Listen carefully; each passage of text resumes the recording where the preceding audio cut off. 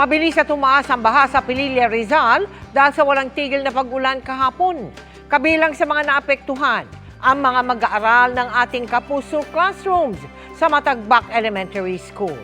Agad naghatid ng tulong doon ang GMA Kapuso Foundation. Unang nagpatayo ang GMA Kapuso Foundation ng mga silid-aralan sa Matagbak Elementary School sa Pililla, Rizal noong taong 2010 matapos ang paghagupit ng bagyong Ondoy. Matapos ang 14 na taon, nanalasa naman ang bagyong Enteng na sinira ang mga classroom.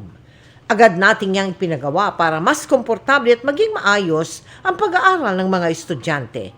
Nitong Hulyo, pinasinayaan natin ang bagong rehabilitated classrooms na agad sinubok ng masamang panahon. Tila nanumbalik ang takot ng mga guro at mag-aaral dahil sa walang tigil na pag-ulan kahapon.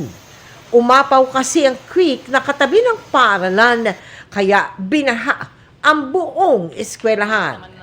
8 minutes lang po yung interval. Pumasok na po sa bahay namin around 5:22, halos matangay na po yung van namin. Natatakot na din po kasi yung pinsala po sa mga gamit, lalo na po sa school ma'am, yung mga pagpupundar po, palibagong pundar na naman po. Dagdag kalbaryo rin sa mga guro ang mga gamit sa eskwela na hindi na mapapakinabangan. Kaninang hapon, sinuong ng GMA Kapuso Foundation ang malakas na ulan para makapaghatid ng food packs at cleaning materials para sa halos 300 mag-aaral at teaching at non-teaching personnel sa Matagbak Elementary School.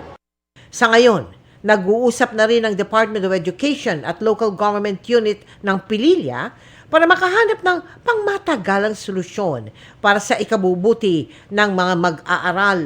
Ang plano po namin dito ay i-relocate po ito.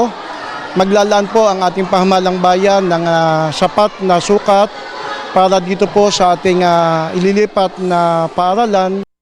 Sa mga nais tumulong, maaari po kayo magdeposito sa aming mga bank account o magpadala sa Simona Luwalier. Pwede rin online via GCash, Shopee, Lazada, Globe Rewards at Metrobank Credit Card.